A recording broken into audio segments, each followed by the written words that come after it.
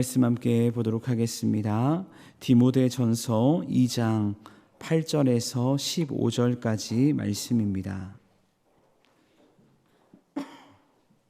디모데전서 2장 8절에서 15절까지 말씀 우리 한 목소리로 함께 봉독하겠습니다.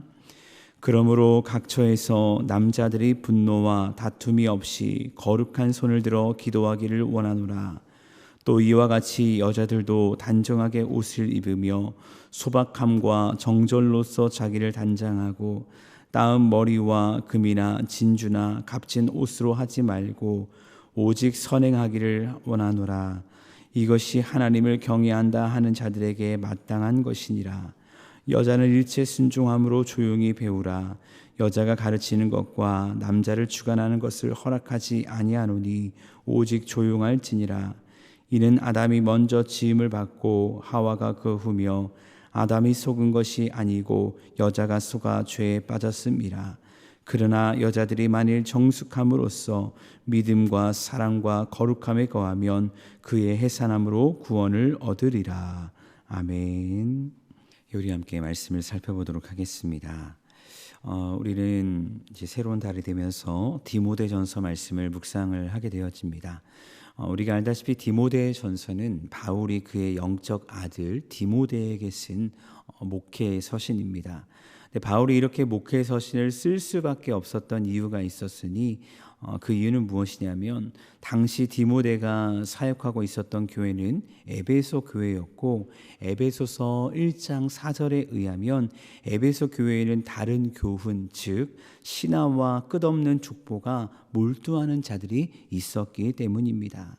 우리가 사도행전 28장을 보면 바울이 로마로 압송되어서 도착하게 되고 가뜩 연금이 단 상태에서 사람들과 왕래하며 복음을 전하는 것을 보게 되어집니다. 근데 그렇게 2년여의 시간이 흐른 뒤에 바울은 로마 감옥에서 석방되게 되는데 사실 이때 디모데가 에베소로 보내지게 된 것이죠. 그렇다고 한다면 바울이 직접 에베소로 가면 되는 것인데 왜 에베소로 가지 않고 디모데를 에베소로 보냈을까? 그 이유에 대해서 에베소서 1장 3절을 통해 힌트를 얻자면 바울은 에베소보다 더 많은 문제와 어려움이 있었던 마게도냐를 향해 가야 했기 때문입니다.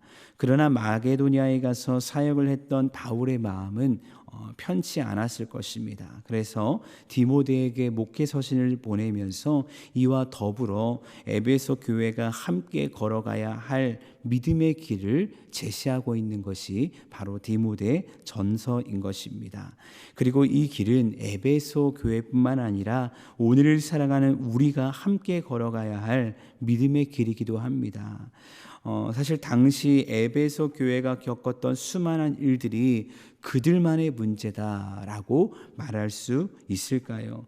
아니요, 절대 그렇지 않을 것입니다. 사실 현재를 살고 있는 우리의 삶, 우리의 교회, 우리의 상황을 바라봤을 때 더 많은 시험과 환난과 마귀의 올무가 우리 가운데 있다는 것을 우리는 인정할 수밖에 없다는 것입니다. 여러분, 우리가 기억하길 원합니다. 성경을 보며 예수를 믿고 따라가면서 우리가 기억하길 원하는데 성경은 우리에게 예수를 믿으면 믿을수록 성공하고 잘 먹고 잘 산다라고 말씀하지 않았다는 것입니다.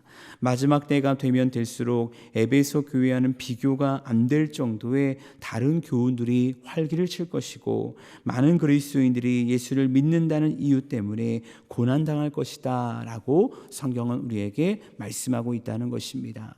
그래서 베드로전서 5장 8절 9절은 우리에게 이렇게 말씀하지 않습니까? 근신하라 깨어라 너희 대적마귀가 우는 사자같이 두루다니며 삼킬 자를 찾나니 너희는 믿음을 굳건하게 하여 그를 대적하라. 이는 세상에 있는 너희 형제들도 동일한 고난을 당하는 줄 알미라 라고 말씀하고 있다는 것입니다. 여러분, 이 어두운 시대 속에 우리는 무엇으로 근신하고 무엇으로 깨어 있어야 되겠습니까? 다른 것이 아니라 하나님의 말씀 말씀을 붙잡고 깨어 있어야 할 줄 믿는데, 특별히 이번 주간 계속하여 나눌 디모데 전서 말씀을 통해서 다시 한번 우리의 신앙의 기준을 삼고 이 말씀의 반석 위에 우리 자신 또 우리 교회를 세워나갈 수 있는 우리 모두가 될 수 있기를 주님의 이름으로 축원합니다. 이제 오늘 본 말씀을 함께 나눠보자고 하는데, 우리가 오늘 읽었던 이 짧은 말씀을 요약하자면 이렇게 말할 수 있을 것입니다. 교회 내의 남자와 여자에게 주는 교훈이다 라고 말할 수 있습니다. 먼저 8절 말씀을 보면 남자를 향한 교훈의 말씀이 딱 한 절로 나오는데 이렇게 말씀하고 있죠. 그러므로 각 처에서 남자들이 분노와 다툼이 없이 거룩한 손을 들어 기도하기를 원하노라. 바울은 남자들을 향해 한 가지의 말씀을 권면하는데, 그 권면이 무엇에 대한 권면입니까? 기도에 대한 권면입니다. 기도하기를 원한다라고 말하고 있습니다. 근데 이 기도 가운데 어떤 수식어가 붙어 있나요? 앞에 말씀 보니까 거룩한 손을 들어 기도하기를 원하노라라고 말씀하고 있습니다. 앞서 말씀드렸듯이 당시 에베소 교회는요 여러 가지 문제가 있었습니다. 근데 시대상으로 바라봤을 때 그 문제를 해결해야 되는 지도자들은 대다수가 남자들이었다는 것은 우리를 알고 있다는 것이죠. 그렇게 바울은요 그 문제 속에서 남자들에게 이야기하는 것입니다. 세상의 방법을 구하는 것이 아니라 분노와 다툼 없이 거룩한 손을 들어 기도하는 자리에 있어야 한다라는 것을 말하고 있는 것입니다. 왜냐하면 이 모든 문제의 해결은 바로 기도에 있기 때문이다. 영적 전쟁이기 때문이다라는 것이죠. 여러분은 기도가 무엇이라고 생각을 하십니까? 물론 이 새벽에 나오신 분들은 기도가 무엇인지 너무나 잘 알고 있겠지만 다시 한번 우리가 상기해 볼 필요가 있다는 것입니다. 우리는 때로 기도가 나의 소원을 구하는 것이라고 생각할 때가 있습니다. 나는 연약한 인간이고 하나님은 전능하신 분이기 때문에 우리가 하는 모든 기도에 우리의 연약함 가운데 하나님이 도와주셔야 되고 응답해 주셔야 된다라고 생각할 때가 많습니다.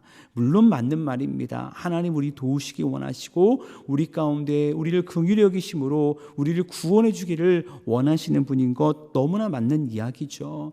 그러나 여러분, 주기도문을 통해 깨닫는 진짜 기도의 목적이 무엇입니까? 예수님께서 우리에게 기도를 알려주실 때 제일 먼저 알려주신 기도의 내용이 무엇이었습니까? 마태복음 6장 9절 10절에 너희는 이렇게 기도하라. 하늘에 계신 우리 아버지여, 이름이 거룩히 여김을 받으시오며 나라가 임하시오며 뜻이 하늘에서 이루어진 것 같이 땅에서도 이루어지이다. 이것이 하나님의 뜻이고 이것이 기도의 목적이어야 한다는 것입니다. 사랑하는 여러분, 혹시 그동안 우리의 기도의 목적이 어디에 속해 있었습니까? 특별히 우리가 교회 내에서 무언가를 결정할 수 있는 권한이 있는 직책이 있었다면 그 무언가를 정하기 전 얼마나 분노와 다툼 없이 거룩한 손을 들어 하나님의 뜻을 우리 부 가운데, 우리의 팀 가운데, 우리의 교회 가운데, 우리의 가정 가운데 알려주시옵소서라고 기도하며 하나님께 나아가셨습니까? 여러분, 혹여나 기도보다 다른 어떤 것이 앞섰던 우리의 연약함이 있었다면 앞으로 우리의 사역 속에 또 우리의 삶 가운데 기도보다 어떤 것이 앞서지 않기를 주님의 이름으로 축원합니다. 오늘 말씀처럼 각처에서 기도함으로 말미암아 정말 하나님이 세우신 교회를 아름답게 세워나갈 수 있는 특별히 남산교회 모든 형제들이 될 수 있기를 간절히 주의 이름으로 축원합니다. 이제 이어진 9절과 15절 말씀을 보면 여자들에 대한 권면의 메시지가 나오는 것을 보게 되어지는데, 앞서 한 절로 남자에 대한 권면의 메시지와 다르게 긴 말씀으로서 7절의 말씀으로 여자들에 대한 권면이 나오는 것을 보게 되어집니다. 이 말씀은 크게 두 가지의 단락으로 나눠볼 수 있는데, 첫 번째는 9절과 10절입니다. 또 이와 같이 여자들도 단장하게 옷을 입으며 소박함과 정절로서 자기를 단장 단장하고 따은 머리와 금이나 진주나 값진 옷으로 하지 말고 오직 선행으로 하기를 원하노라. 이것이 하나님을 경외한다 하는 자들에게 마땅한 것이니라. 아멘. 여러분, 이 말씀을 보면 에베소 교회 여인들이 무엇에 집중해야 할지를 말씀하고 있는데, 이 말씀인즉 여자들로 하여금 외적인 것이 아니라 내적인 것, 내면을 단장하라 라고 바울은 말씀하고 있는 것입니다. 에베소는 항구 도시로서 무역이 활발하게 움직였고요, 이로 말미암아 부유했던 도시였다는 것을 알고 계실 것입니다. 그렇다 보니까 여성들에게 있어서 자신을 치장하고 꾸미는 것은요 너무나 당연한 것이었고, 여성들의 마음의 기본적인 욕망이었을 것을 우리는 알게 되어진다는 것입니다. 근데 바울은 여인들에게 말합니다. 일반 여인들, 세상 여인들과 달리 단정하게 옷을 입고 소박함과 정절로서 자기를 단장하라 라고 말하고 있는 것입니다. 특별히 9절 말씀에 나오는 따은 머리는 헬라어로 플레그마신이라고 하는데, 이 70인역에 나오는 이사야 28장 5절 말씀을 보면 이 플레그마신과 같은 단어가 왕관, 화한이란 단어로 번역되기도 했습니다. 당시 여인들 중에서 자신의 머리카락을 탑처럼, 왕관처럼, 화환처럼 쌓은 사람들이 있다는 것이죠. 근데 그렇게 높이 쌓아놓고서 그 머리를 고정하기 위해서 그 머리마다 값비싼 비녀를 사용했다는 것입니다. 그러면서 자신의 부와 명성을 자랑하는 데 쓰이는 것이죠. 그래서 바울은 금이나 진주, 값진 옷으로 자기를 치장하지 말라 하면서 그렇게 외적인 것에 단장할 시간, 그리고 외적인 것에 단장한 물질로 선을 행하는 그리스도인의 삶을 살아가라라고 권면하는 것입니다. 근데 여러분, 사실 여성들이 자신을 꾸미고 단장하는 것이 나쁜 것일까요? 특별히 한국의 문화 속에서 누군가를 만나기 전에, 또 귀중한 장소를 나가기 전에 자신을 단장하고 꾸미는 것은요 상대방에 대한 존중이고 상대방에 대한 예의로도 볼 수 있는 것입니다. 그러나 문제는 무엇입니까? 그것이 너무나 지나치다면, 또 그것이 상대방에게 자신의 우월감을 나타내기 위한 것이라면 그 단장은 개인에게도, 그 공동체에게도 좋지 않다라는 것을 말씀하면서 외적인 단장이 아니라 내면의 단장을 통해서 더 거룩한 그리스도인으로 살아갈 것을 바울은 말씀하고 있는 것입니다. 이어진 11절 이하의 말씀을 보면 여자들을 향한 두 번째 권면의 말씀이 나오는데, 사실 이 말씀은 오늘날 많은 문제와 또 시비와 오해를 만드는 말씀이기도 합니다. 11절과 12절 말씀 우리 같이 한번 읽어보겠습니다. 함께 읽습니다. 여자는 일체에 순종함으로 조용히 배우라. 여자가 가르치는 것과 남자를 주관하는 것을 허락하지 아니하노니 오직 조용할지니라. 여러분, 이 말씀 보니까 어떻습니까? 순응이 되십니까? 특히 여성분들이 이 말씀을 들을 때 순응이 되십니까? 아니면 여성들을 너무 무시하는 것 아닌가라는 섭섭한 마음이 드십니까? 우리나라에 많은 교단들이 있지 않습니까? 근데 장로 교단 중에서 가장 큰 교단이라는 합동교단에서는요, 이 말씀에 근거해서 고신교단도 마찬가지고요, 아직도 여성들에게 강단권과 목사 안수권을 주지 않습니다. 그래서 매년 열리는 그 대한예수교 장로회 합동 총회를 보면요, 신학대학원을 졸업한 여성 전도사님들이 피켓을 들면서 여성들에게도 강단권과 목사 안수권을 줄 것을 요청하는 시위를 하는 것을 매년마다 보게 되는 것을 이제 본다는 것이죠. 사실 여러분, 오늘날 시대에 이 말씀을 문자 그대로 받아들인다면요, 교회는 제대로 돌아가지 않을 것입니다. 저희가 속한 교단 가운데서도 여성 목사 안수를 준 지가 그렇게 오래되지 않았거든요. 그때 제가 2003년에 이제 성결대학교 처음 입학했을 때 학교에서 총회를 했는데 정말 시끄러웠습니다. 근데 왜 그러나 되느냐라고 살펴보니까 목사님들 사이에서 여성에게 목사 안수를 주냐 안 주냐 이거 가지고 막 토론을 하면서 싸우는데 결국은 주자라는 의견이 돼서 2003년부터 여성들에게도 목사 안수가 주어지는 교단으로 속하게 되었던 것을 기억을 하게 되어집니다. 여러분, 이 말씀을 문자 그대로 받아들였을 때 어떤 일이 일어날까요? 오늘날 교회 가운데 여성의 역할이 얼마나 큰지, 또 세계의 여러 역사 가운데 여성의 역사가 얼마나 큰지 우리는 알고 있습니다. 그렇다고 한다면 바울은 왜 이런 말씀을 디모데전서에 기록했을까? 당시 남자 우월주의가 가득했던 시대인 것을 알지만 바울마저 여성들을 무시했기 때문일까요? 절대 그렇지 않습니다. 우리는 바울이 고린도에서 사역 가운데 만난 브리스길라 아굴라 부부, 또 빌립보에서 만난 루디아와의 사역을 통해서 여성을 전혀 무시하지 않았다는 것을 알게 되어진다는 것입니다. 그렇다면 여기서 말하는 여자는 누구이며 왜 이 여자를 향해 교회 내에서 그 무엇도 가르치지 말라, 조용히 지내라, 입 다물라 라고 말할까? 왜 바울은 이렇게 강하게 이야기할까? 결론적으로 말씀드리면요, 이 말씀은 당시 다른 교훈인 영지주의에 빠진 여인들을 향한 말씀이라는 것입니다.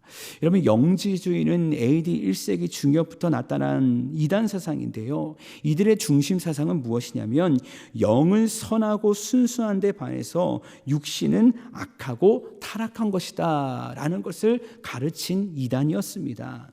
그렇게 영지주의의 가장 큰 문제가 무엇이었냐면요, 육은 악하기 때문에 예수님이 이 땅에 육신으로 오신 것을 부인해버리는 겁니다. 그러니까 무슨 문제가 생길까요? 예수님의 십자가의 고통과 죽음과 몸의 부활까지 완전히 부인해버리는 겁니다. 그냥 몸의 형체로 그냥 와서 우리가 신비하게 봤을 뿐이지 실제적인 육신으로 태어난 것이 아니다. 어떻게 하나님의 아들인 예수님이 인간의 몸을 빌려서 정말 태어나시고 육신으로 이 땅에 올 수 있느냐? 말이 안 된다. 그 신비한 현상일 뿐이다 라고 주장하는 것이 영지주의자들이었다는 것이죠. 우리는 바울의 다른 서신을 통해 이단으로 인한, 특별히 영지주의로 인한 당시 상황을 짐작해 볼 수 있는데, 디모데후서 3장 6절을 보면 바울이 이런 이야기를 합니다. 그들 중에 남의 집에 가만히 들어가 어리석은 여자를 유인하는 자들이 있으니 그 여자는 죄를 중히 지고 여러 가지 욕심에 끌린 바 되어. 여러분, 이 말씀을 통해 우리가 알 수 있는 건 무엇입니까? 당시 영지주의자들에게 최초 포섭 대상자들이 있었는데 그들이 대다수가 누구였느냐? 여성들이었다는 겁니다. 결국 그렇게 포섭된 여성들이 영지주의에 빠지고 이단에 빠지고 교회 내에 들어와서 조용하지 않고 누군가에게 그 사상을 가르치려 들었다는 것이죠. 그래서 바울은 오늘 보면 13절 14절 말씀에 창세기에서 나타난 죄가 누구로부터 시작되었는지를 말하면서 여자들에게 주의할 것을 당부하는 것입니다. 13절 14절에 이렇게 말씀하지 않습니까? 이는 아담이 먼저 지음을 받고 하와가 그 후며 아담이 속은 것이 아니고 여자가 속아 죄에 빠졌습니다 라고 말씀하고 있습니다. 여성들이 듣기엔 좀 거북한 말씀일 수 있지만 죄의 시작을 볼 때 하와가 뱀에게 속아 선악과를 먹었고 그 이후 아담도 주워 먹게 했다는 것인데, 지금 에베소 교회뿐만 아니라 많은 초대교회 안에서도 제2의 선악과 사태가 일어나고 있기 때문에 바울은 오늘 말씀을 통해 여자는 조용히 하고 가르치지 말라라고 말씀하고 있는 것입니다. 일반적인 여성들에게 무조건 굴복해라, 조용히 해라, 가르치지 말라라고 말하는 것이 아니라 당시 그 이단적인 사상 가운데 이단에 빠져 있는 그 여자들을 향해서 주의할 것을 당부하는 말씀이 바로 이 말씀이라는 것이죠. 그리고 이어진 15절 말씀을 통해 무엇을 말씀합니까? 그러나 여자들이 만일 정숙함으로써 믿음과 사랑과 거룩함에 거하면 그의 해산함으로 구원을 얻으리라 라고 말씀하시면서 여성들에 대한 이 말씀을 마무리하는 것을 보게 되어집니다. 이 말씀에 구원을 얻는다라고 말하는데 앞서 구원의 조건이 믿음, 사랑, 거룩이라는 것은 좀 이해가 되는데 15절 마지막에 나오는 것처럼 여자들이 여자들이 해산을 함으로 아이를 낳음으로 구원을 받는다라는 것을 좀 의아하게 들려지게 됩니다. 이 말씀도 앞선 영지주의 사상과 연결해서 이해해야 되는데, 육신은 선하지 않고 악하다라고 여겼던 영지주의자는요, 뭐까지 부인할까요? 출산과 혼인까지 부정해 버리는 것입니다. 필요 없다는 것입니다. 육신의 모든 행위들은 다 필요 없기 때문에 여성들로 하여금 혼인과 출산을 부정하게 하고 하지 못하게 만들었다는 것이죠. 그래서 디모데전서 4장 1절의 말씀을 보면요, 믿음에서 떠난 사람들이 혼인을 금했다라고 이 영지주의 사상에 대해서 바울은 계속해서 말하고 있다는 것입니다.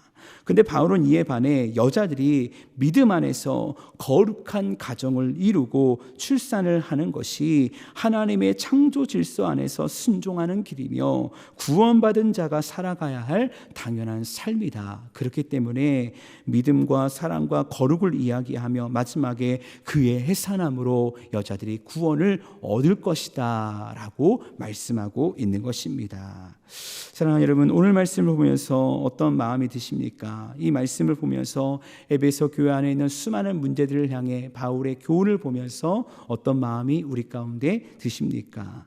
저는 오늘 말씀을 보면서요, 이런 부담감을 갖게 됩니다. 시대가 악해지면 악해질수록 믿는 자들의 사명이 더 커진다는 부담감 말입니다. 당시 에베소 교회 안에 있는 수많은 문제와 역경과 환난 가운데 믿는 자들의 부담감이 얼마나 컸을까요? 그 마음들이 느껴진다는 것이죠. 근데 여러분, 이 거룩한 부담감이 사실은요, 우리를 더 거룩한 그리스도인으로 살아가게 하는 줄 믿습니다. 어찌 보면 이 새벽을 깨어 기도의 자리에 나온 이유도 이것이 아닐까요?